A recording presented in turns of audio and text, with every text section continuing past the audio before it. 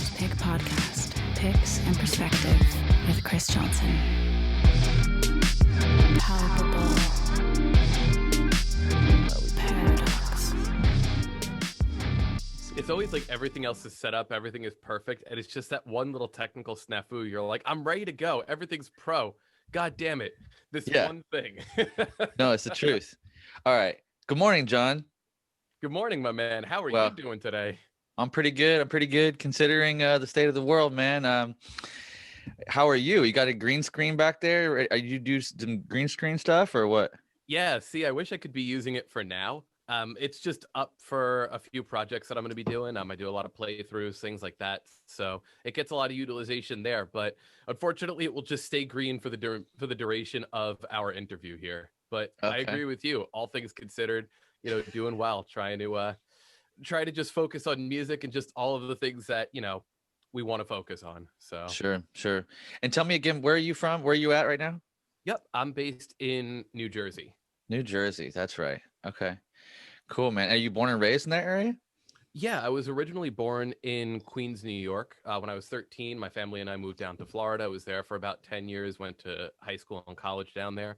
And then actually met my wife down there, who was also a musician. She got a job opportunity up in New Jersey, said, hey, I'm from Jersey. I'd love to move back up there. We moved up here, and the rest is history from there. So kind of, sort of, but not Jersey, but the North, yes. Yeah. That's cool, man. And how long you've been playing? Yeah, so I've been playing music now for about 15 years, I would say. So about 13 to 15 years or so. I always kind of give that little barometer because when I was younger, my parents ended up getting me guitar lessons, and the teacher I had was just, I always describe him as kind of like the worst, and he really made me not want to play guitar. So I actually ran away from guitar lessons when I was younger, didn't play for a year and a half. Oh, wow. But then moved down to Florida. A buddy of mine was really into it and sparked my interest into it. So what was bad about that teacher? Yeah, he was a guitar teacher that was, part of one of these like guitar stores that have lessons built into them.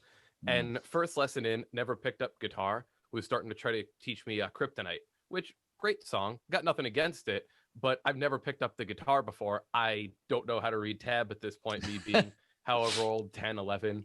And, I came in the next lesson, couldn't play it, and he just belittled me and was just like, you have to actually practice in order to get better. And I'm like, what? That's terrible. That's awkward. Teacher, I just showed up. Can you help me? I'm here to learn. He's like, yeah, you should just know the things, or at least know some of the things. I'm like, I know nothing. He's like, well, that's your problem. Wow. That's chicken and egg right there. That's a heavy chicken and egg. Well, how come how do you have a job? Because I don't have the experience. Well, how am I supposed to get the experience, if I don't get a job? Exactly. And I even remember my family years went down, after doing a lot of music for years, having a school and doing all this. And my parents were like, wow, it's really actually 2 Christmases ago. Oh, it's really cool that, we started with lessons when you were like 11 in Bayside. I'm like, funny thing about that, I used to just run to the McDonald's across the way. They're like, really? For how long? I'm like, a month. They're like, oh, no. So, wow. Just skipping out on those lessons because that guy was mean. Yeah. Good for you. I'm glad that you were able to recognize that you weren't being treated well and went and did your own thing for a little bit, despite the not greatness of it.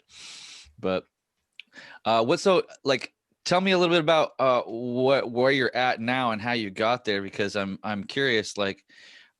You're one of the few guys that I'm interviewing that I don't know very well. Oftentimes I usually have friends and folks, but you reached out and I thought, oh, this is interesting. Okay. Let's hear from John and see what his world is like. And so you're in the world of wrestling and making music for the wrestlers as they walk out. Am I right?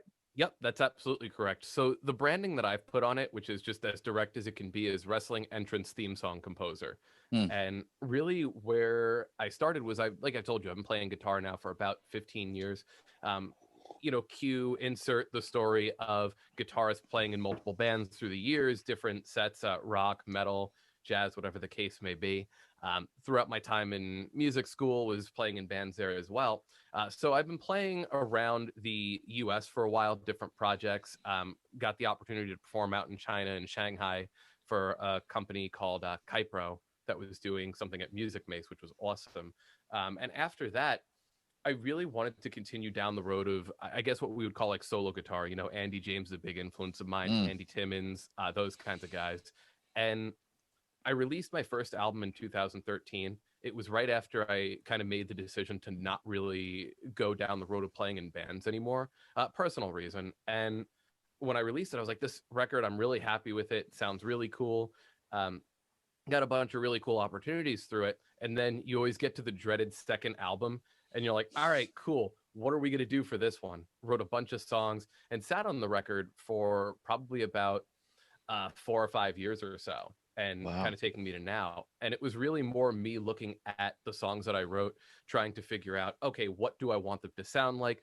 The licks that I'm coming up with to keep up with our just amazing guitar industry and players. I was like, I'm kind of creatively not feeling it. So those songs stepped down for a little bit. And as time went on, I started to get back into my second love, which was pro wrestling, which was, I stopped watching it for years. And all of a sudden back in college, a friend of mine was like, oh, you ever heard of this guy, Shawn Michaels? He was on the news for some reason. And I was like, oh, yeah. We went back and watched Shawn Michaels, Bret Hart, WrestleMania 12. And then I got back into it. Fast forward to where we are now, the podcast that I was in where we talk about wrestling, we were looking for different ways to promote ourselves and think of different ways to kind of etch our way into that industry. And we were interviewing different wrestlers from different promotions. And one was like, well, you do music. Why don't you do entrances for wrestlers? And I was like, well, how do you even get into that? Basically, with the wrestling industry, no one really knows how to get into it. People just wind up in it. And then you're like, oh, this is cool. So a few of the talents that we had interviewed were like, oh, we need theme music. So I ended up making it for them. Then there came referrals and a lot of client outreach from my end. Fast forward to where we are now in this interview, we're talking about 50 themes that have been done so far in the course of about a year and a half, for basically anyone not named WWE. So it's been a really crazy ride. Wow. But it's been super fun. I'm really, really excited about it. And are these entrance themes posted anywhere, or are they only used in that in the production when the wrestlers walk out? Sure. So they have the ability, the wrestlers, to use the music in whatever promotion they want to. The right that I end up keeping is the ability to put it out for distribution. So whenever we sign off on the releases, it says the wrestler can use them in whatever medium they want to. For me, probably about a week or two after they're completed, or in this case, a month or two, just with the backlog that we have, we usually end up releasing them over on iTunes, Spotify, and YouTube. That way it helps the wrestler get promotion. It's also, music that I can put under my name and the band It Lives, It Breathes, who I do some partnering with as well. So yeah, if you just search my name, John Kiernan, or any wrestler that I've worked with, you can find that music on all the streaming services too. So Oh, cool. Okay, so we'll pull all that up. Are they? Would you do you compose like full 3-minute type things, or is it more like a 1.5, 2-minute type things, or? it varies on the wrestler. A lot of the times when you write wrestling themes, usually it's that first 90 seconds that gets played on TV. So that usually is the crux of it, right? Your introduction, Sure. your verse, let's say your chorus. A lot of entrance theme songs that you hear aren't full songs. They're usually just an A and B section loop for the reason that you said. It's more for the production, more for the hype packages, and you don't ever get to that end section anyway. I try to, as much as I can, write a full song because, again, at the end of the day, it is music. And at the end of the day, we want to create the vision for the wrestlers. I think you can do way more in a full song than you can just having an A, a B, and looping it for however long. So it's probably about 70-30, of which I do.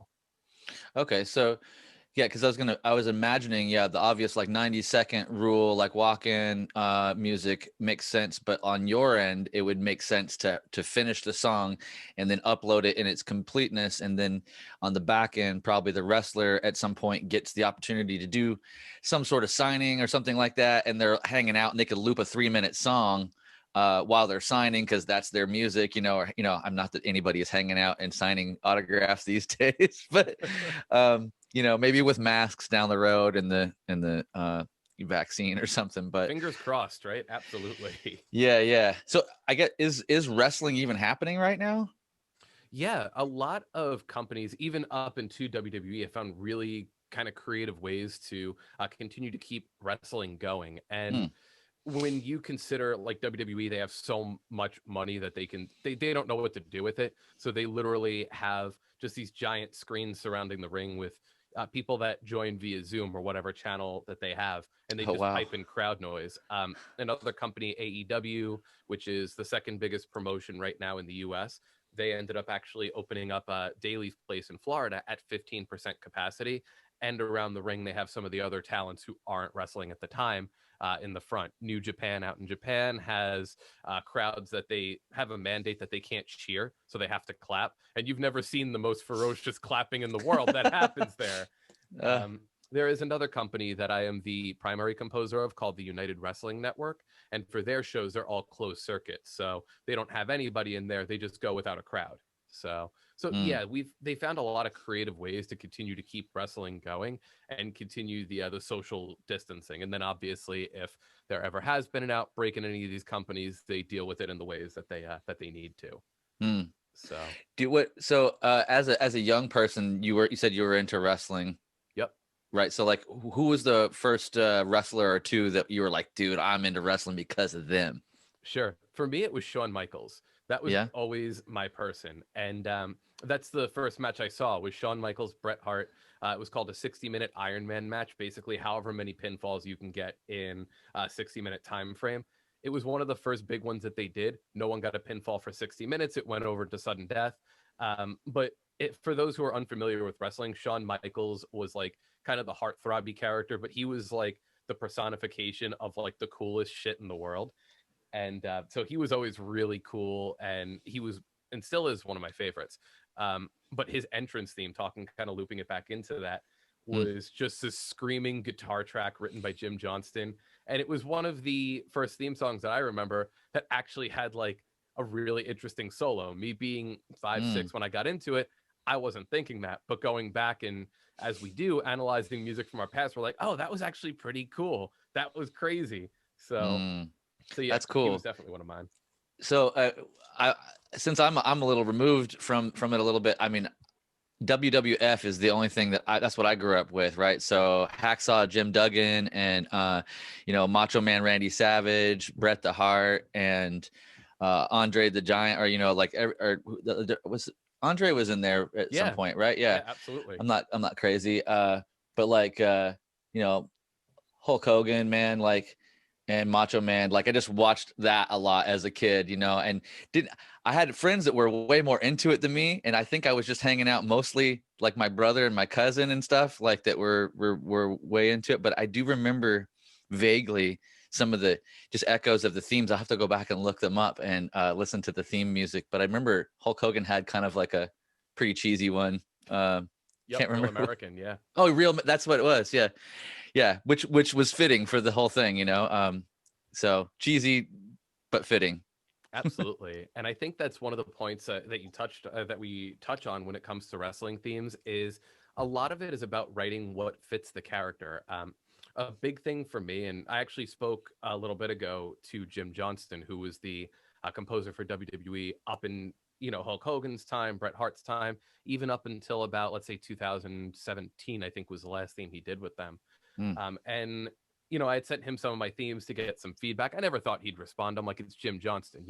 Sometimes you reach out to people and you're just like, let's hope, let's see what happens. Mm-hmm. And he donated some of his time. And the one thing that we both agreed on was that when you write wrestling themes, it's almost and basically is like writing for a film, like scoring. You Mm. see this character who's lavish, who's larger than life, is what they portray. And as much as you're putting your music out there, it's less about being as crazy technical as possible and giving to that character. So when you say Hulk Hogan, as soon as you heard his theme, you knew it was this all-American guy who just was the hero of the people, let's say, and it totally emoted that. So I think his theme is one of the ones that really did well over the course of time. Yeah, no, I'm sure it did. That's well, and it's funny because I think of him to me it reminds me of like comic book characters a little bit, and they probably even made comic books out of these guys, at some point along the way, I'm sure. But my friends and I were all into comic books growing up, and a couple of my good friends, Don and Ryan, they drew their own comic books and would draw us into the comic books. And so when I see the larger than life like personalities on the stage and kind of going through the motions, I'm like, dude, these guys are like, they've just created their own little strange niche around this, and the whole environment is just super interesting, because it's like you said, they like some of these like WWE or whatever has probably so much money, and they have such rabid following that it for somebody that doesn't tune into it, it's like, really, there's that many people that are still doing that thing. That's cool. Well, that's cool. I mean, if that's what they love to do, because if you're not into comic books, you're like, Comic-Con, like comic book character, really? Right. No, but there's this whole subset, and everybody's like, dude, they take it seriously. It's a thing. Yeah, Don't people get in the dress way. up in everything. Yeah. And even WWE and like wrestling has started to get into that Comic-Con world also, basically for the reason that you said. The question I have for you is, when you were in that comic, did you go ahead and have like your own nickname, or was it just like, hey, I'm just me, I'm drawn into the comic? Well, so my old nickname, I think the last comic book that they did, the early days, it was me just reading theirs. It was like I kind of joined a group of friends, and they already had a thing called, there was the Rich Boys and the Nasty Boys, and like they had the two different like warring like different I forget whose was whose now that I'm thinking about it, but it was later on that I got written into some of the things, and at that point my nickname was Chris Kill. And just Such a dope nickname. It's awesome. And the funny, and here's the origin story for that nickname real quick, is for a hot minute, so I went back and forth as a young kid between like hip hop and rock. I was just like, and I would get into one thing and I would just like, oh dude, I'm not listening to rap anymore, I'm into grunge and metal, and then I would be like, then something else or somebody else would take my interest, and I'd be like, oh no, man, I'm super into this now, and now I embrace all of it. But I think that's how I just learned about it, was just like diving in and like being kind of exclusionary for a while. But I in a moment in my close to my senior year or something in high school, I got a Cypress Hill hat, and I was like, it was green with orange puffy letters, and I was like, oh, I'm not really into hip hop or promoting hip hop right now. And I was like, how could I change this? But I like this hat. This hat is awesome. So I got some orange puffy paint, and I painted over the Cypress and turned it into like a weird spelling of Chris, and then turned Hill into Kill. And everybody started just calling me Chris Kill. And I was like, that works, man. It works. And so it was like kind of my first comic name and hip hop name, even though the hip hop I made under that was horrible. It was not good. I'm surprised you don't go by that now. It's still such a sick name. Thanks, man. Well, it's super fun. Now the nickname I've most recently adopted is Siege, but it's C333J. So I'm Chris Johnson, born on the 333rd day of the year. So, and I've got all this little kind of, cosmic feelings about myself and about my existence at times. So I'm also in the middle of, I'm towards the end of being ready to release a 3-song hip hop EP under that title. But I'm actually, you know who McRocklin is? Yeah, absolutely. Yeah, man. He's so he is a good friend through the Kiesel thing and through just the music business, and he loves mixing and mastering hip hop. So my tracks are with him right now. And he's actually sent me back the master on one, and I'm waiting on the other two. So he's doing the mix mastering of last couple edits. And anyway, that's enough about me. But yeah, that's so cool though. And also, he's such a good player, and you hear a lot of the stuff that goes on his Instagram and just everywhere where he puts his stuff out, and you're just like, he's unbelievable. So to know that he also, like you said, has this passion for hip hop, and it's just like, send me your stuff, let's get it done. You're like, that's so dope. That's awesome. It's super cool. And it was strange on my end, because I mean, I know all these people in the business, and I was like, oh, well, do I send this little passion project that I'm not even trying to like make anything out of it. I'm just doing it for fun. Like I could care less, and I don't expect anybody to really like latch onto it and be like, yeah, dude, that's the thing. It's just fun for me, and 3 of my friends will think it's funny and cool, and everybody else can haterade on it. It's all fine, but it's a handful of people that I have sent it to actually have enjoyed it. So it gives me a little bit of hope. But when I was trying to finish it, I was like, wow, should I send it out to somebody like known, like McLaughlin or somebody else, and I thought, no, man, I'll keep it here locally. And I started working with a local guy, and he ended up getting too busy. And I think he didn't really fully understand my vision. And when his first had passed, he was like, oh man, I thought you meant this. I'm like, no, not exactly, and he's a really good dude, does all this other pop stuff, great local producer and engineer. And it just so happened that like he kind of said, oh man, I think I'm not the guy for your project. Like right when McLaughlin was like, yeah, man, let me send it over. I'll listen to it if, and I'm like, oh, okay, interesting. Well, here it is. And he was like, dude, I like this. I'm already working on the first track. I'm like, That's awesome. Okay, dude. I'm not mad about this right now. So that's awesome. I'll tell you too, even kind of going into the world of like wrestling themes, as much as I come from that rock and metal background, every now and again, and especially recently, a lot of people are liking more of the, like the synthwave stuff, and even like you said, some of the hip hop stuff too. So whenever I speak to a wrestler and I say, hey, I want to go ahead and work with you, or vice versa, if they say I want to work with you, with the skill set that has to be developed and that I've worked on is being able to really compose in any style that's necessary. So there are definitely some tracks that are out there that are more in that vein. One thing that's been really cool is, for, again, those who are maybe familiar with wrestling from around 2010, there was a group called The Nexus. They came in, they were a bunch of, as they were portrayed, rookies. Then they came in and they beat up John Cena. It was like this crazy 8-man on 1-man thing. It was nuts. But 2 of the guys from there, one was named Justin Gabriel, the other one was named Michael Tarver. Fast forward to now, they're both out of the company. They're doing different things. Michael Tarver is actually a rapper that goes by Monster Tarver, and Justin Gabriel is now known as PJ Black over in Ring of Honor and New Japan. So I had reached out to him, asking him if he wanted to have a track done for him. And again, one of these big names that you're like, they're never going to answer. You're just going to drop it and hope for the best. And he did. And we created a track that was kind of like, the reference that he gave me was more, if you think of kind of Skrillex meets Korn, that kind of thing. They did, I forget what the name of the song was that they did, but in that vein. And then Michael Tarver was a rapper. He rapped on it.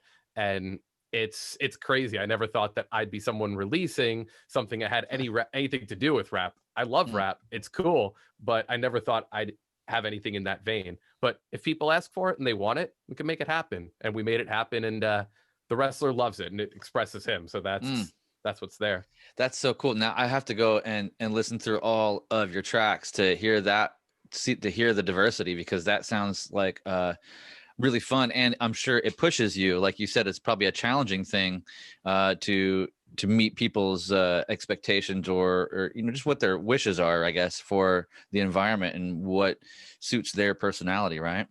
Yeah, I will say that wrestlers in general have been some of the most humble people. And really, when I'm writing the theme or even asking for this feedback, you ask initially, what are you thinking? Who is your character?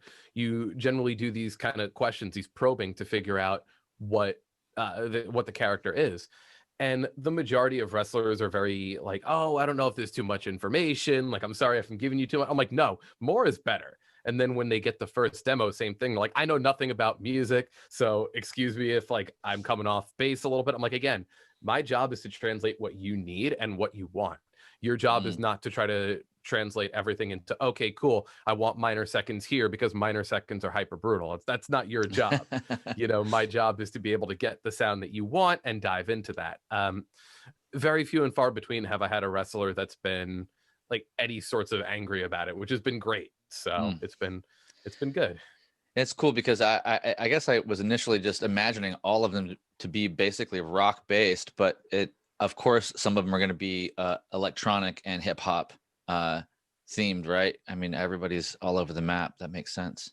Yeah, 100%. And there are some where I've been able to kind of merge the rock into it too.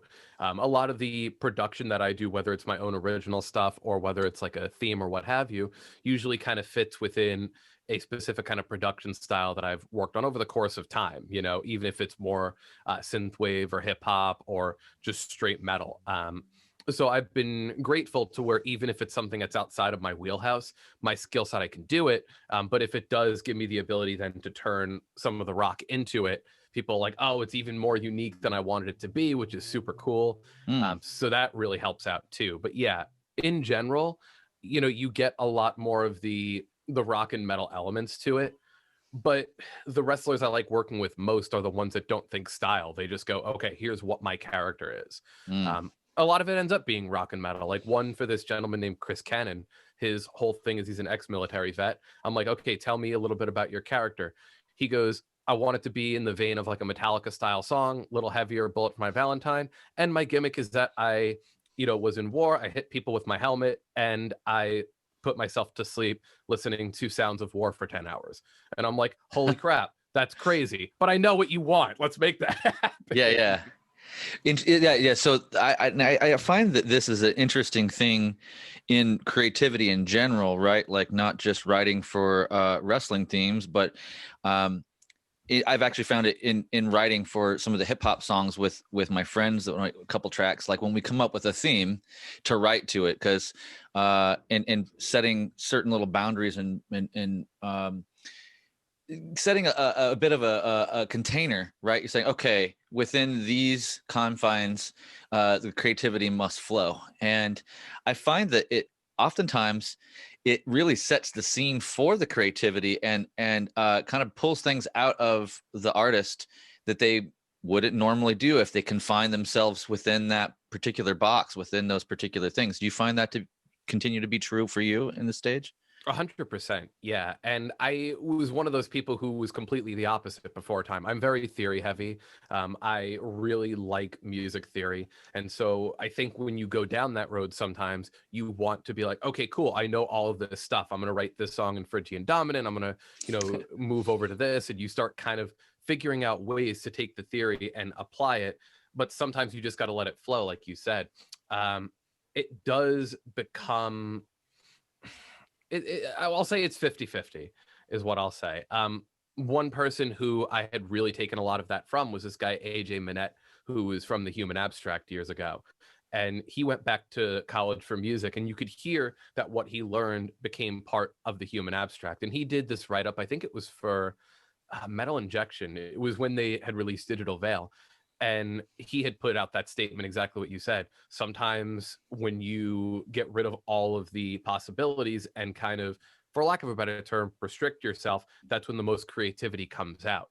Because then anything that you do that's outside of that is unique to the idea. It's not, okay, cool, I'm going to write a song today and the world is your oyster, which that's also great. Artists have a lot of success with that too. For me, I felt like sometimes that restriction helps me a little more because, like you said, you're not trying to grab every single idea that you know, every single lick that you know, and every single scale that you know, and throw it into one piece. You're like, this is the emotion for this song. This is the purpose for this song. Let's go here. And then we'll add spice. You end up getting it, like Guthrie Govan would say, a dimmer switch. So Yeah, man. Well, that's cool that you mentioned AJ. He is definitely on my radar as one of the better guitarists of the last 20 years. unreal. Yeah. He in that band. I like Digital Veil as well, but the first two records I'm more attached to than the Digital too. Veil. I mean, and I don't even. It's hard to say, man. Just the I feel like there was such a unique thing with that first singer. I think that's really what it was, and they had an interesting evolution with the second record with Midhaven. Yeah. Midheaven. Yeah, I think. Yeah, just that it was maybe production wise a little less heavy, but unique, like super unique, and vocally everything. This is an interesting delivery. I've never really heard a band ever sound anything quite like that, you know. And so the fact that the unique factor was high, and they're, you know, very classically inspired in a lot of ways that probably AJ's doing, I assume, from being super music theory guy. Yeah. but that's cool that you mentioned him. And yeah, I think that the reductionist, perspective, and like, forget who it said, it might even be, it's just like a Zen proverb. It's like the progress and like kind of winning at life isn't the daily adding to, it's the daily reduction. It's the daily subtraction that actually makes life more full and pleasurable in that way, because you actually are you're constantly, when you reduce the noise, that there's space to be enjoyed, right? There's more room for activities, so to speak, as stepbrothers would say. Absolutely. Doing aerobics. Yeah, doing aerobics, so much room. Yeah. So I think that there's some magic in that. And for me, I guess it's pretty easy. Like, I have a fractal here, and I have the Axe-Fx 3. I freaking love it because I can just turn the dial and not have to deep dive into it. Right. Because there's enough to choose from that I could just barely edit and not have to do anything. If I had to deep dive to get the things that I wanted, I would be option overload. Don't want to do it. Too many knobs, too many things. But that option paralysis thing, I think. I would agree with you. Yeah. And the fractal is awesome. Like, any that have ever come out to, whatever the case may be, they're just these monster instruments that, like you said, if you just go with what's stock, it's going to sound great. If you want to take that dive and that exploration into everything that this thing provides, then you can do that. For, like you said, for maybe you and I, it might be a little crazier. My go-to amp right now is the Amp 1 from Blue Guitar. It's the Mercury. I don't know if you've seen this, but it's basically a foot pedal that is a 100-watt tube amp. And it gives you 4 different settings that you can choose from. You have different distortions, modern, vintage, and you have the clean channels. It's a really, really powerful piece of gear. But for me, I was in a band up until about 2018 called Ethereus. If you're familiar with Jay Tarantino from Angel Vivaldi, it was the band with him. Okay. And he was using all that, and it was just some of this amazing sound. And he would come with these giant amps and things like that. And I remember, for me, after I did that gig, I was just, after I was playing with them, I was playing through, I can't even remember, a Black Star. It was a Black Star half stack. I was just like, oh man, like, this is great, but it's a lot for me to carry. And I'm very much same, like you said, reductionist. So I ended up seeing this, and they're like, oh, it's the same sound that you get, but it's this big and it's a foot pedal. I'm like, oh, that's super dope. So I ended up getting it, and it gives me all the sounds that I want. It's not so much digital like you said, your Line 6 or your fractals. But you still get so many tonal combinations, and it's tube technology. So it's an actual tube amp in a foot pedal. Yep. It's basically take that 100-watt head, throw it in a foot pedal. The tube's like this big, and you have how many? You have 3 switches. One is a gain boost, one is reverb, and then one just allows you to turn that distortion on and off. So wow. Yeah, that's great. I love seeing technology do stuff like that. I loved, I've never really had time with them, but that, like, Tech 21 made some little things called fly rigs, and they made one special for Richie Kotzen that looks really cool. And it's not tube related. It's definitely a solid state thing, but that's kind of Tech 21 Sans amp, type technology.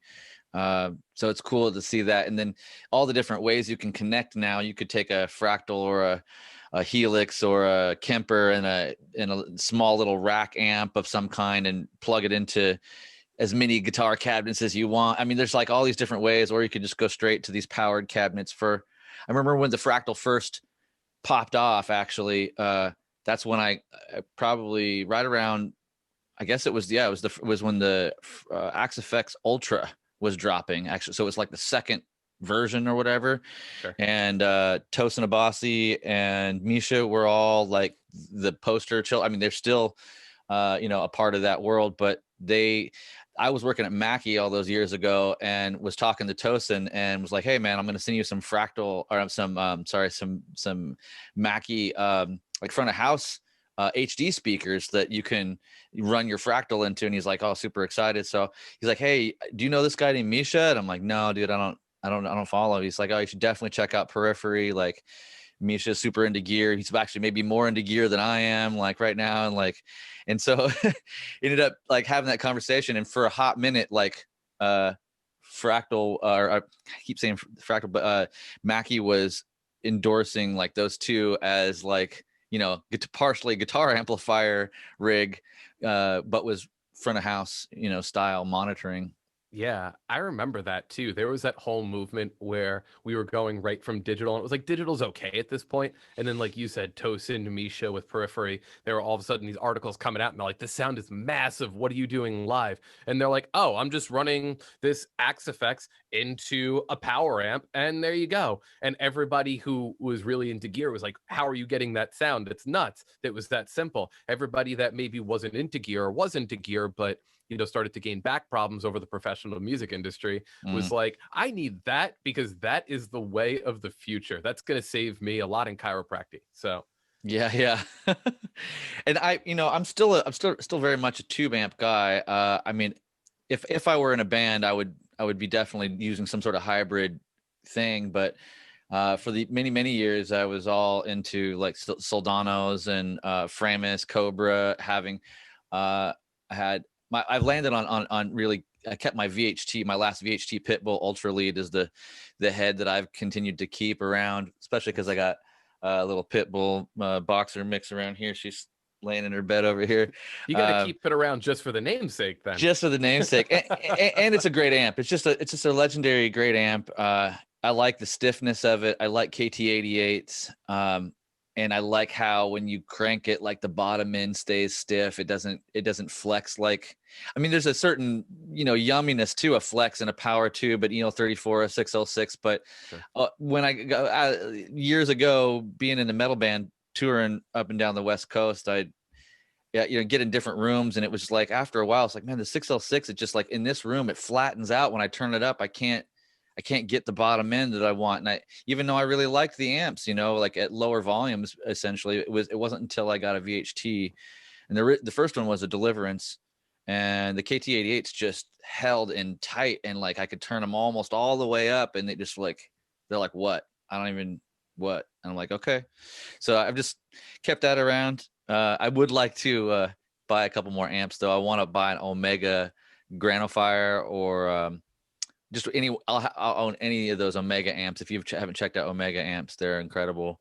And that Meshuggah amp, the Fortin one, I wouldn't mind having that. Yeah, that thing is just an amazing sound. Like every tone sample I've seen, everyone who's ever talked about it, it's just, that's the best tone for metal. And you're like, yeah, you can't go wrong. Yeah. If you want Fred's thing, that and that pedal, he made that 33 pedal with Fortin too. That's super dope. They just put out or they're about to release a mini version of it. So cool. I'm probably gonna try to snag that. I'll turn my VHT into the Meshuggah amp through that pedal. That's awesome. Well, hey man, let's talk about picks. Like, I want to know your story. What was your earliest memories of guitar picks? And kind of, and what did you use? Was there anybody that, influenced you in the early days? And then how did you get to play what you're playing now?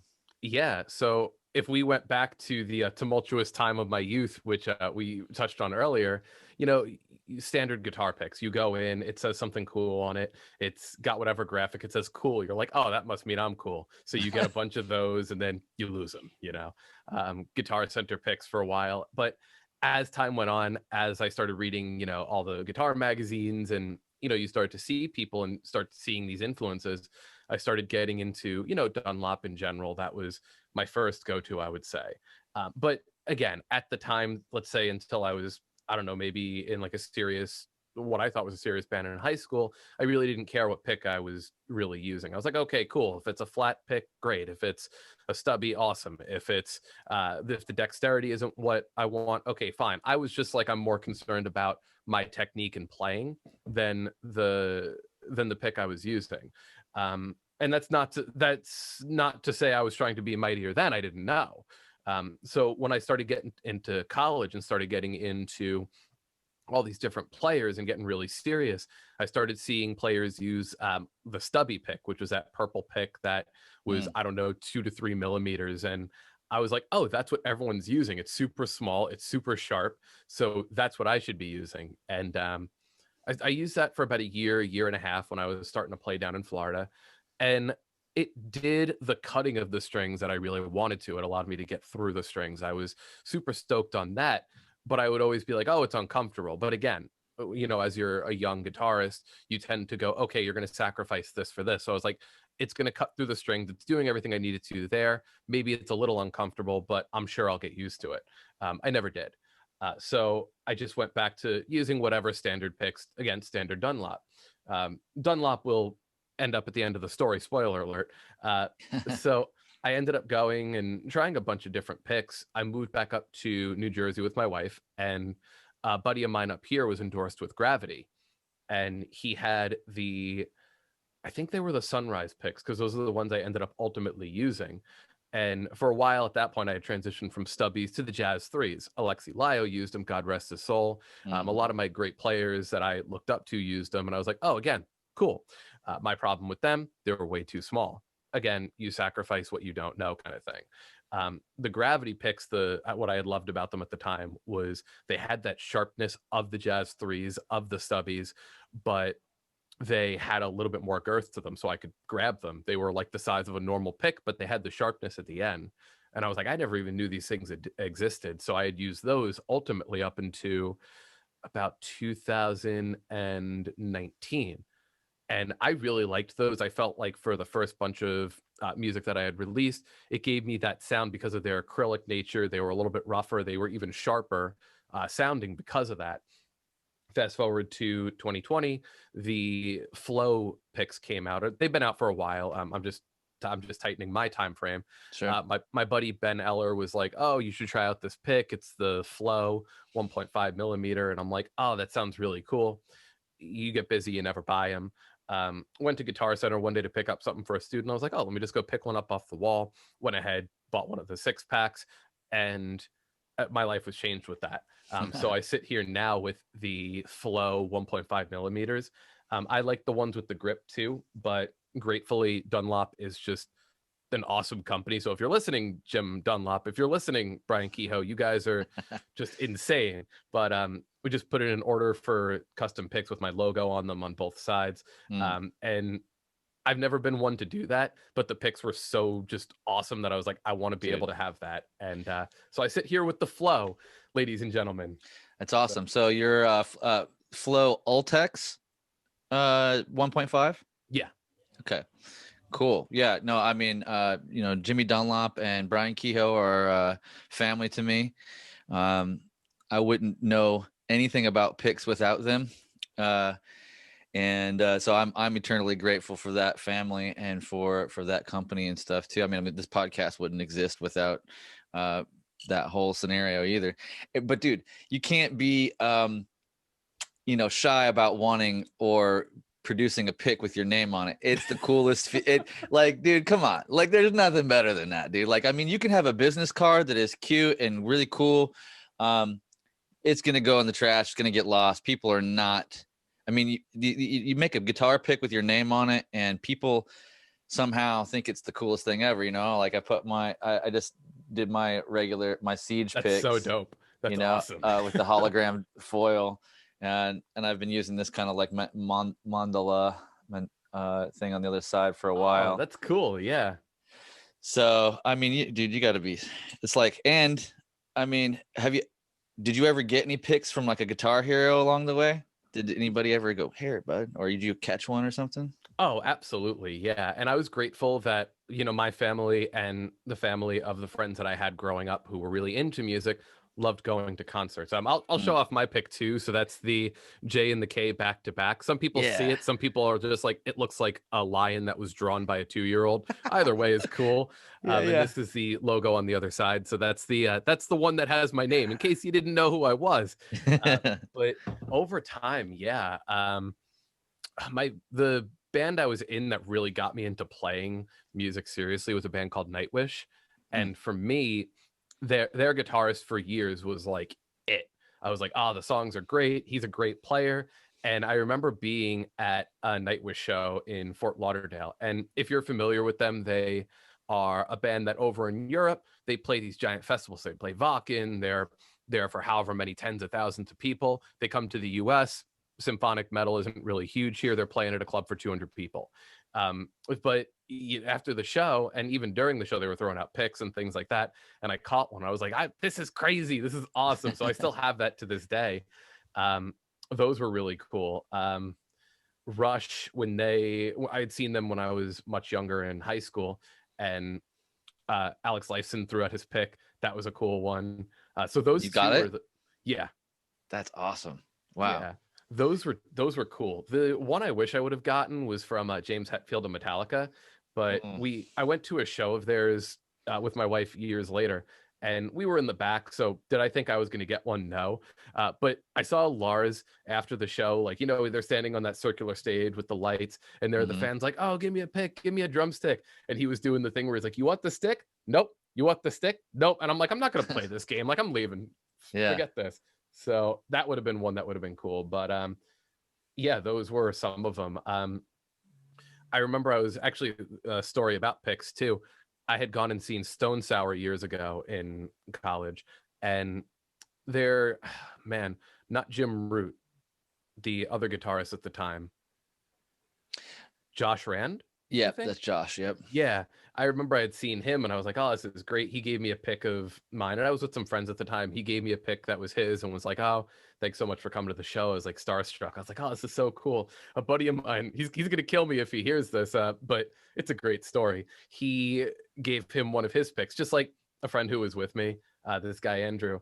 He gave him one of his picks and Josh was like, oh, this is awesome. Yeah, thank you. And I guess he thought they were doing a pick exchange.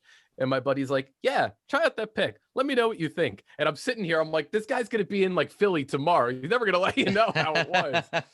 But I still have all those picks. Yeah, they're in my closet. Yeah. That's kind of a cool move. I actually did that with Joe Satriani. As a fan, not like before I ever worked in the industry. I don't know. I'm still figuring my life out, but I waited by the bus after G3. It was like the second G3 tour where Kenny Wayne Shepherd was the opener instead of Eric Johnson. And it was in Sacramento. And I had met a couple of stars by kind of waiting outside and hanging out, and one of them being Pantera was my big one. And then so I thought, I'll go back there and wait and see if I can meet Steve Vai and Joe Satriani, man. Come on. And I waited back by the buses, like an hour and a half, 2 hours, because they probably had an after party and all this stuff, and I just kind of sat around. Finally, they came out, and I got a little autograph from Steve Vai on my, I think it was my Passion Warfare, in CD insert, and then I got over and I got to see Joe, and I don't know. I had some green Tortex picks in my pocket, and I had just seen him. He was throwing out a bunch of picks towards the end of the show, and I was like, oh man, hey, in case you don't have enough picks after throwing all those out, I'll give you mine. And he was like, oh, okay, thank you. And I was like, later on, I was like, that's kind of dumb. but the gesture, I don't think it's like it'd be a hardcore cold person that was another guitar player that wouldn't actually take a guitar pick. I like even today, like somebody walks up and like, hey man, you want a guitar pick? I'm like, yeah, I've got 6,000 at home, but I'll take it, man. I'll take it. I'll try it out. And watch in this opportunity for them, they're on stage, they're going nuts. They end up dropping their pick and they're like, oh crap, I can't make it back to the mic stand with the picks on them. And they're just like, but that pick that Chris gave me, there it is. You never know, man. You never know. It's a 1 in a million, but yeah. Picks are a strange thing, and talk about a subset of guitar and music culture and human culture. As you can see on my Instagram and a bunch of others that are connected that I follow, if you're into the pick culture at all, there's a whole group of people that are not only just people that are looking to collect things, but it's the artisan makers that are doing really interesting things, right? You know, like Iron Age and RPM Stoneworks and Stone Age guitar picks and BHL and what is it, the Huffschmidt and man, you know, you got the ones that have been around for longer, you know, the Gravity, and I'm looking at my thing right now, like I have all these different ones. There's so many. And So even many. just looking on your Instagram story, just seeing all these different companies. I think it was Huffschmidt who, I think they made that 15 millimeter one. I can't remember who made that, but I saw Stratton Marshall shredding with that. And I was Oh just yeah. like, how do you play with that giant rock? I mean, he can play with anything. He can play with a quarter and it would sound great, but it looks like such an interesting pick. And oh, look at that. There you go. Yeah. Jeez. I think that's Oh a my 12. I think God. it's a 12 or something, but that's a Huffschmidt, and it's Wow. surprisingly okay to play with. I don't hate it. It's comfy actually. I don't. It's not. This isn't the one. This is a. I want to say this is a Huffschmidt too, but this might be close to the one that Stratton was using. Wow. Yeah. But it's not quite as thick as the one I think he was messing with. This is probably closer to like a 6 or 7 mil. But yeah, dude. I mean, and there's that dude. Is it Rob Scallion? Are you familiar with Rob Yep. Scallion? I Yeah. think it was like years ago. He made. And I remember the name of the company that made these, and I think he still plays these just ginormous, crazy picks, and they looked like little boulders almost. And he, That's I like insane. what? But yeah, you know, it takes all kinds, man, and Yeah. And when you go um, to NAM and you get things handed to you, you're just like, I'll try this. And then a year goes by, you try it, and you're like, I didn't know what this thing was. And then all of a sudden, you're just out in the pasture and picks. So, yeah, and it's and working for honestly working for Dunlop was the strangest thing because I went there and I was like, oh cool, you know, like there's a few different shapes of picks and you know a few different materials and whatever, I'll figure it out. And then I got inside and I was like, oh wait, there's so many variations, oh my god.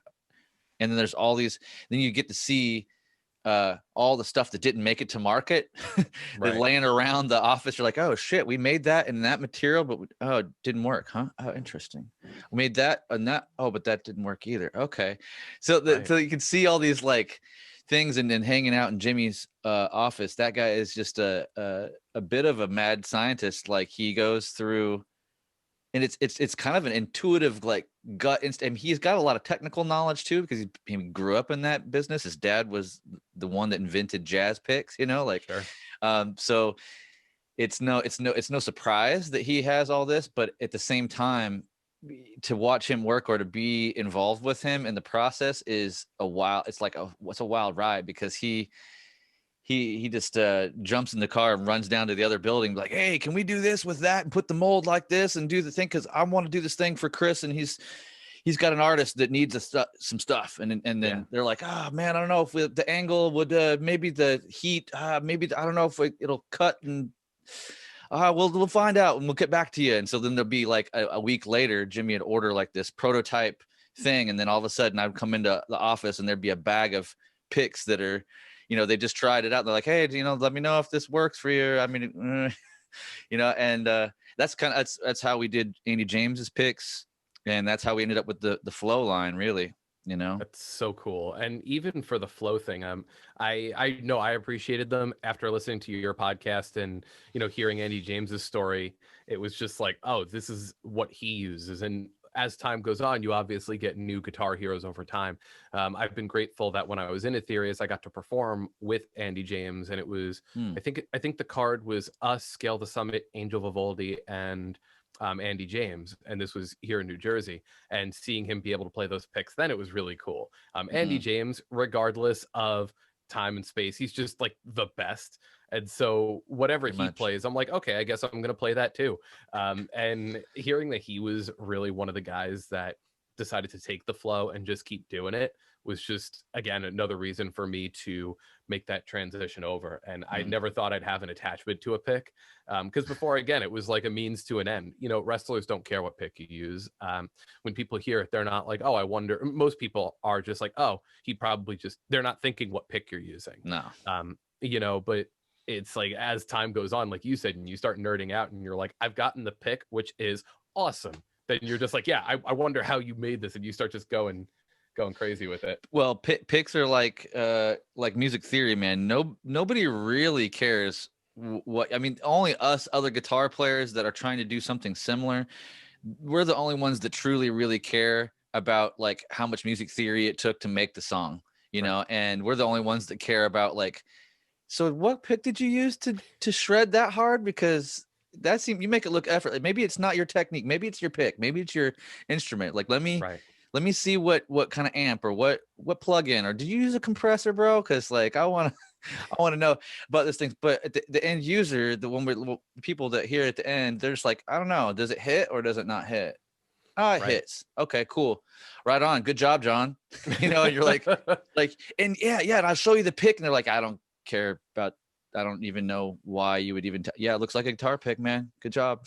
Exactly, 100%. And even kind of going back to the Gravity comparison, I liked the picks, but when it's small things, you know, it's a matter of how they wear and what they wear into. Over time, when you start using picks for different sound effects, even stuff like a pick slide, the Gravity, because the acrylic, again, great picks, but you pick scrape on one of those and it's done for. Like that's it on it. Everything else about them is great. I've been doing all different kinds of guitar effects with these Dunlop flows, and they're sturdy as hell. It's just like, okay, you sent me a lot. I'm really appreciative of it. I feel like I'm not even going to get through 10 in my lifetime because of how, you know, how strong and durable these picks are. So it's just, it's crazy. You don't think about that until you have something that does more than the thing you used before. And you're just like, man, that's awesome.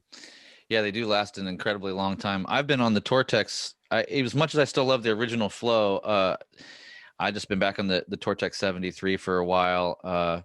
It just has a bit of rasp and snap, and it's kind of been going with that for quite a while. But I'm always changing it up just because I can, and I've got all these picks to play with, and but yeah, and man, you know, there's such a great little marketing tool, you know, a little kind of calling card to advertise and put your logo on it. And if anybody out there is, you know, curious about getting guitar picks, you can always call Dunlop direct. I mean, you won't necessarily get an artist price on it, but you can always call them direct and get them. If you're not, unless you put something weird on, like don't ask them to put something that's already copywritten on the pick, and don't ask them to put something that's, you know, super vulgar. Although we've done a few things. My favorite picks through the years were Ken Susie's pick from Unearth. He has a cartoon version, like he's like somebody's drawn him with two chicks like hanging on him. He's like, yeah. And on the and like he had a few different versions, but my favorite one was you should flip it over and it says shoot come. And I'm like, all right, I guess we printed that shit. I mean, it's for Ken.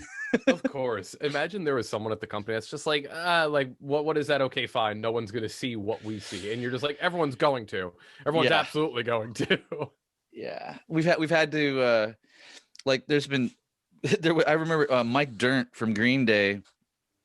He has probably one of the dopest picks. I think I have one around here. I don't know if I dare go over there into the big pick box, but I know he had somebody redo the Tortex logo, and it said instead of Tortex it says dumb punk.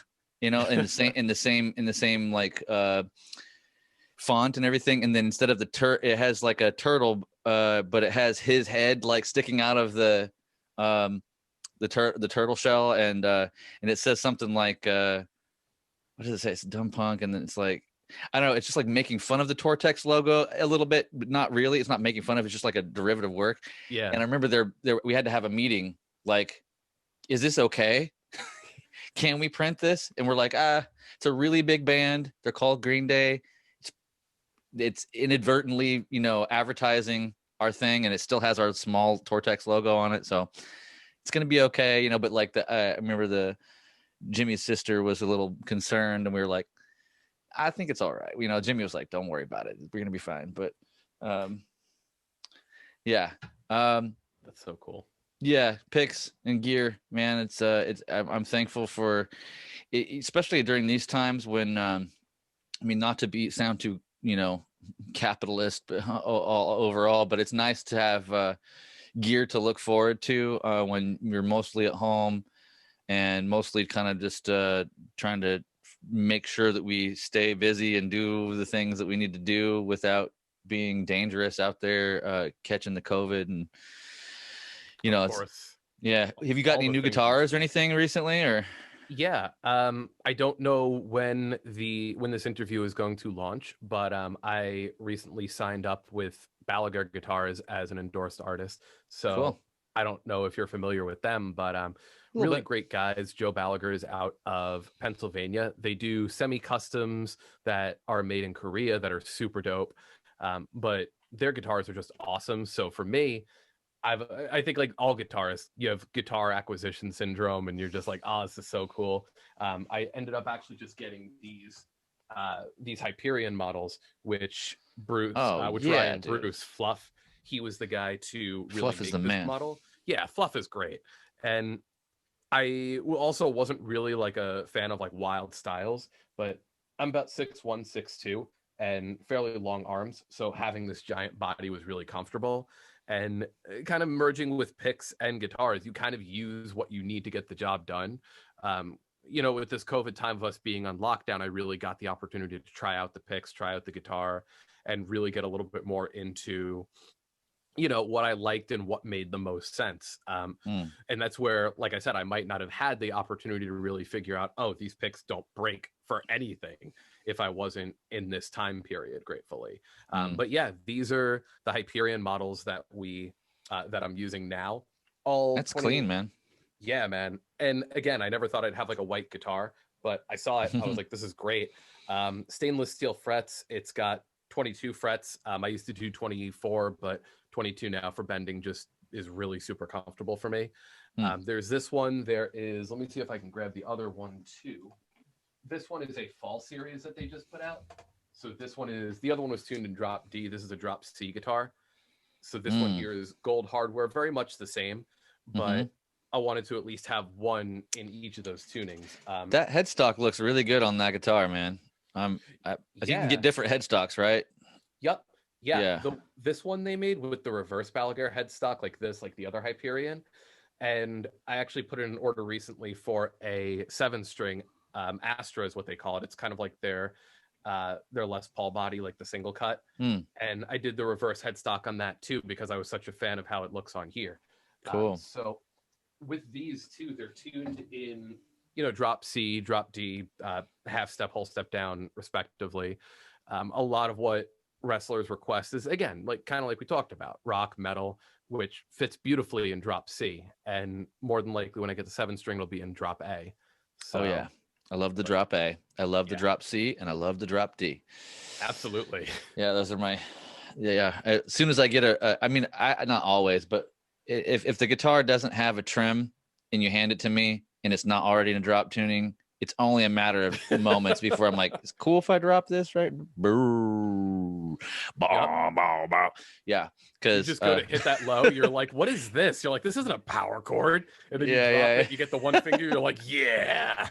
Dude, I still very, very clearly remember like when I discovered drop D, and somebody was like, oh, you got to do drop D tuning. And I'm like, what is that? I don't even, it's early on and like not knowing much about my guitar, right? But I forget what it was. It could have been Pantera or actually, now that I'm saying it, it might've been Helmet or Soundgarden or something, that like it was a song that a riff I was trying to learn or something, and somebody's like, oh, the reason why you can't learn it is because it's in drop D. And I was like, oh, what? Say that again. What is it? How do I do it? And then just like sitting there going, holy crap! Like, I love this so much. This is way better, and just like how it brings the intervals together and wider intervals together, and you can kind of like dink around and sound pretty heavy with minimal technical abilities. Absolutely. I Yeah. think one thing that's really cool about it is it's exactly like you said. Very easily you get a sus chord. Very easily you get a major and minor chord. And it sounds good. Like you said, the intervals sound basically as they should, especially when you're throwing it through distortion. Mm. I've been such a big fan of it. And I mean, a lot of the way that I think of guitar is still very standard tuning, very, two string set kind of thing. But it Mm. doesn't really break that when you go into drop D. All you have to do is just accommodate a whole step. So I've found myself very comfortable in those tunings. When I started moving over to 7 string for a lot of this stuff, the familiarity was like, okay, now I have to have it in standard 7 with the low B.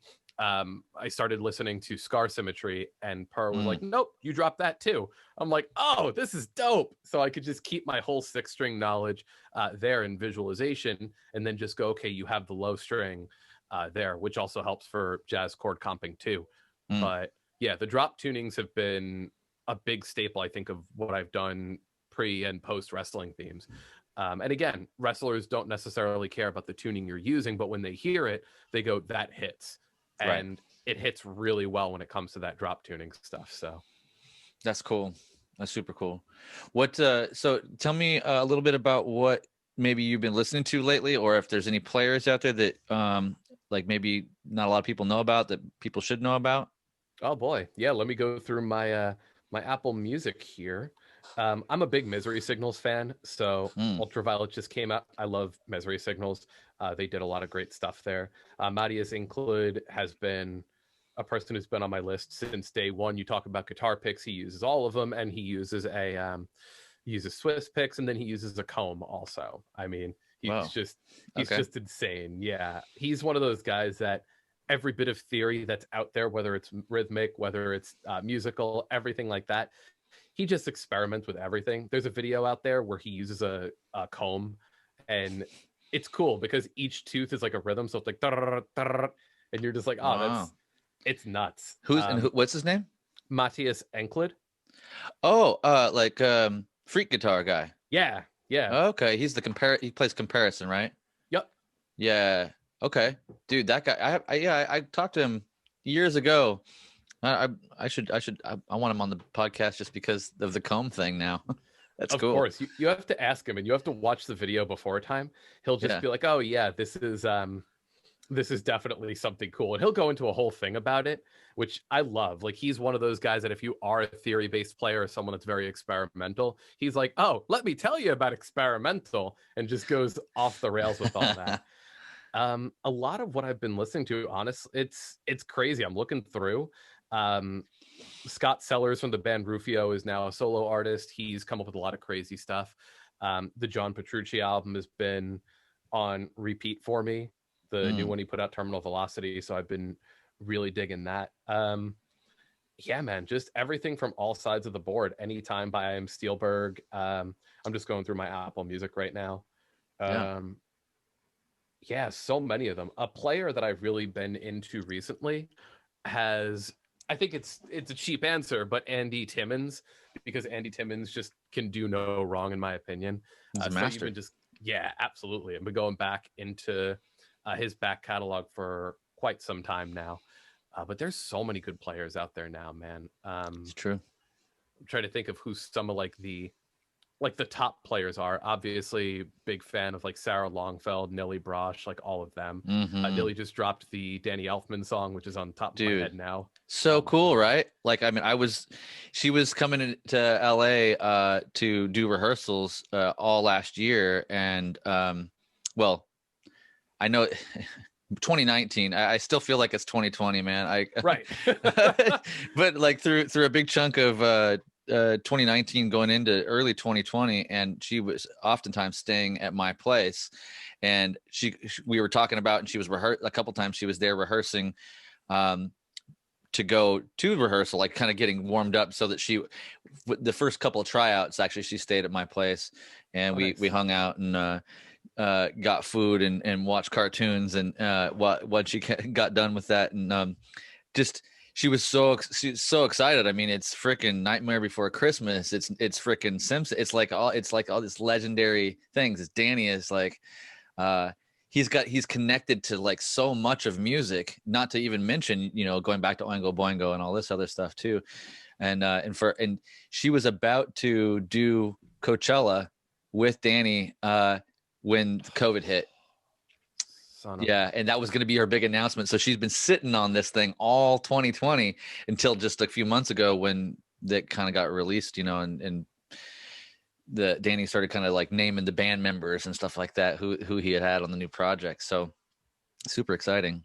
Yeah, and you know, she's one of those people that I remember finding out about her in college where she was doing just the Guthrie Govan transcription. It was just like this no-name person that was like, see how good I am. Now, obviously not saying see how good I am, but you know, in her playing, obviously different story. And Sure. you're just like, this is absolutely amazing. I was really big into just seeing as the work that she's done. She's great.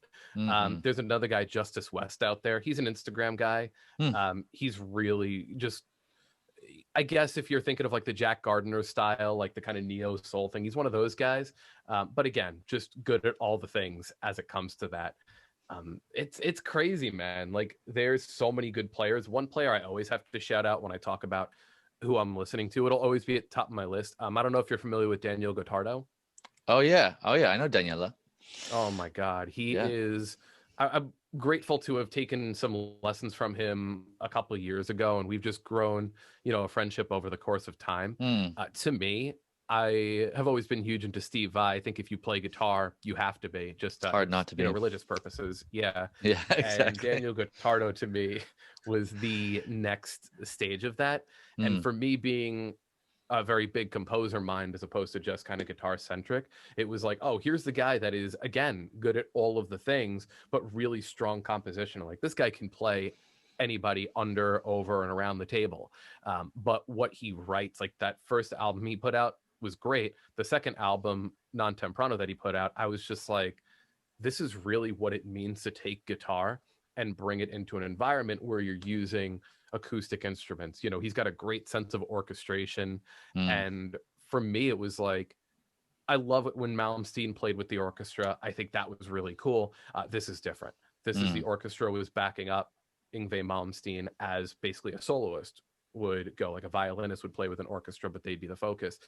Daniel Gottardo really made this album Non Temprano to go, okay, I'm going to make the guitar part of the orchestra. And I haven't really heard anybody do that since him. And I don't care how old that album is. That album's probably like 6-7 years old at that time. It's just, that is a art historic piece of history that I don't think it gets the credit it deserves. I think it needs way more play.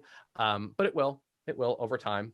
That's why we have history. So That's great. Those are good choices, good picks, good suggestions. Daniela is masterful, and he seems like a wizard, and that's what I love about like the best players at the top of the heap. When we find the ones that really speak to us, I liken them to magicians because, especially for myself, because I'm kind of I'm long past like trying to achieve like new techniques. To be honest, I don't have the time that I thought I once had, you know, where I was sitting there trying to learn stuff and trying to kind of apply it.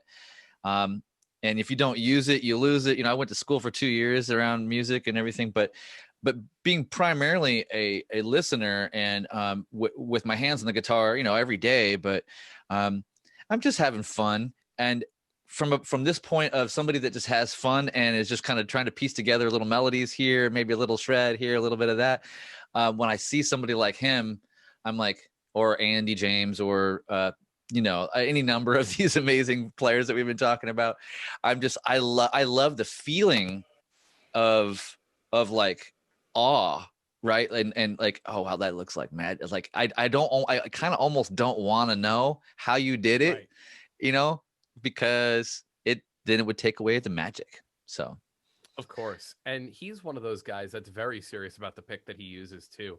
I mean, he does everything from 8-finger tapping to picking, all that kind of stuff. And he's a guy that he's very big on pick technique. And you're just like, you don't even think about it. But when you talk to him, he's like, oh yeah, you have to do this. You have to do this. Even like the most minute change in hand positioning, you're like, it's amazing. And again, kind of relating it back to, what I do, you talk about these players like Daniel Guitardo, you talk about Steve Vai in the wrestling world. Again, unless the wrestler is a musician, you don't really think about that. The fan base doesn't really think about those kinds of players. But then when you go and show them those kinds of players, you're like, oh, what are you listening to? You're probably listening to like Seven Dust. I'm like, yeah, but I'm really listening to like these guys. They're like, I don't even have words for what this guy can do. So I feel like in my own way, I'm kind of obviously still being such like a guitar nerd and guitar centric person, taking those and being like, you have to hear this.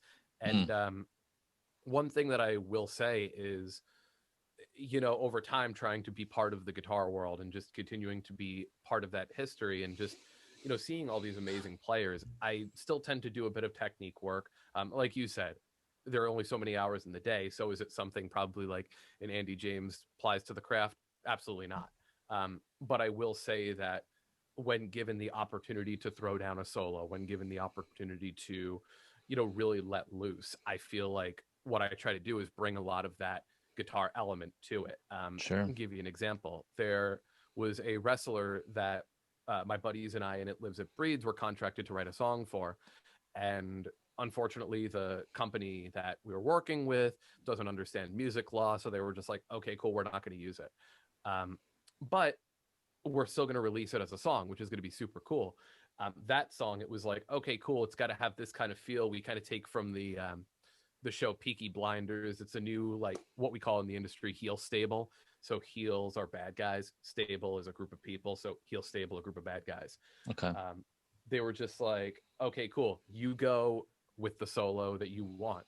I'm like, okay, dope, here we go. And very simple, B flat, A, open, that kind of thing, open D. So you get a lot of room to run. And they were just like, I don't know what the hell you did. You used a bunch. I'm like, yeah, I did like this like arpeggio tapping, this minor 7 here, and then I used this harmonic major here. They're like, okay, what you did, it sounds good. I'm like, okay. But when you hear the solo, you're like, it sounds fresh, and it sounds fresh, especially for the wrestling theme. So I'm happy that I get the ability every now and again to add the little spice there, little extra spice that you don't hear from a lot of them. So yeah, man, that's good. It's always wonderful to, I mean, it sounds like you've kind of landed in a gig that that you definitely enjoy, right? So and even though X amount of it is going to be work, it's creative work for hire, and I feel very much similar in my career. I've spent a lot of years working for companies, doing hustle work and being a relationship coordinator and PR, basically AR, all these different things, and product development. And there's work along the way, but it's really a lot of it the payoff is when there's those little moments where they're like, I don't know, what do you think, Chris? Should it be this or should it be that? And you're like, I want orange, friend. Like, okay, it's gonna be orange. And like, I'm like, yes, I got to play a part. I'm like, my color made it, like because I got to weigh in on a bunch of products and pedals and stuff, especially at Dunlop. Like there was always things coming and going there, and they always have. That's one of the greatest things about working at Dunlop. I'll just say they always have something to pipeline there, man.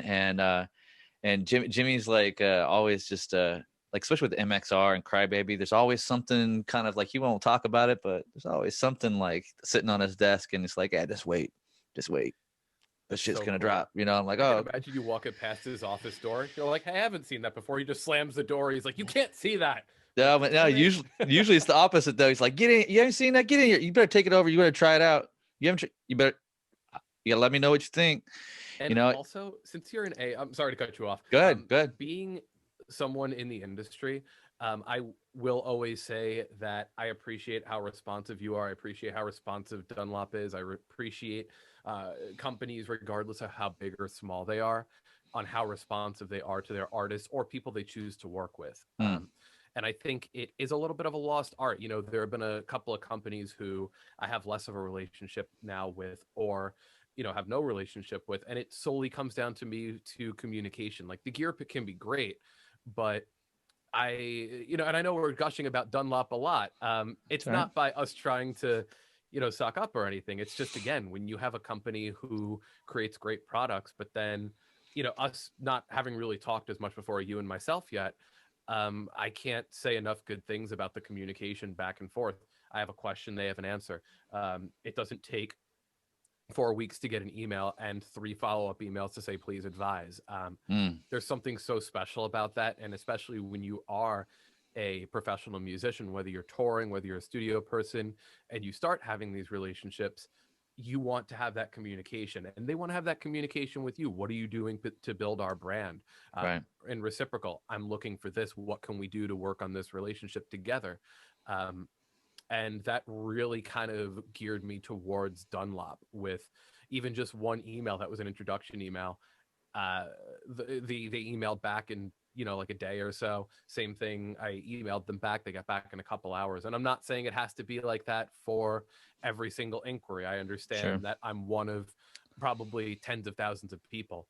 At least a few thousand there, at least 100%, at least. Yeah, no, it's I mean, of all companies, it's such a likable brand, and Jimmy and his dad and the family and the people that he's hired through the years have made it what it is. And Jimmy is the family in general, but Jimmy in particular he did the AR for a long time, right? For his dad. So he traveled the world doing the stuff that I did there for him later, and that Kehoe does for him, and that Daryl Anders does, and that Scott Uchida did for many years. And so it's and the latest guy there was Tim McKee for a while. He was there from Mesa Boogie for a while. But that's not a thing anymore. But the thing I was going to say is that it's funny because, Dunlop is at the top of the heap of picks, obviously, right? But kind of, there's a few reasons why they stay there, and one of them is the service that they give. It's crazy because they feel they're very family oriented, and again, I'll just say Jimmy's very concerned about like taking care of people and making sure that people have a good feeling about the brand. And so he's constantly kind of embedding that into his people's mind. You're like, hey man, get back to these people.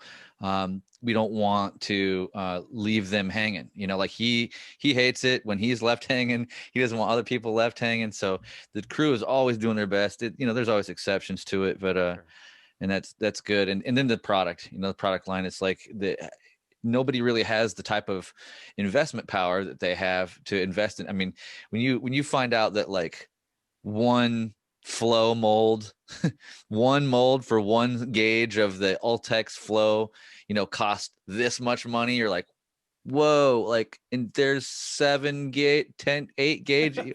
What? Yep. So like 9/10 of the other pick makers in the universe, they're like, dude, that's my whole budget for the next 3 years. I'm sorry. Exactly. I can't. So but here we are in a, that's part of the creativity that happens in the artisan market, is that they don't have that. So they find their ways. They've been reduced in their ability, the reductionist thing, right? So they get creative and they go around like, well, I can't make this super expensive mold, but I can create a really cool pick this way, and this way, So shout out to Dunlop, but shout out to everybody else out there hustling, doing the thing, and shout out to you, John. Thanks for reaching out, man, and being interested in being a supporter of the podcast. And now you're on the podcast. It'll be a few days before I have it up, but yeah, man, I appreciate it. It's a good conversation. Thanks for being here and being a guest. Of course. Yeah. Thank you.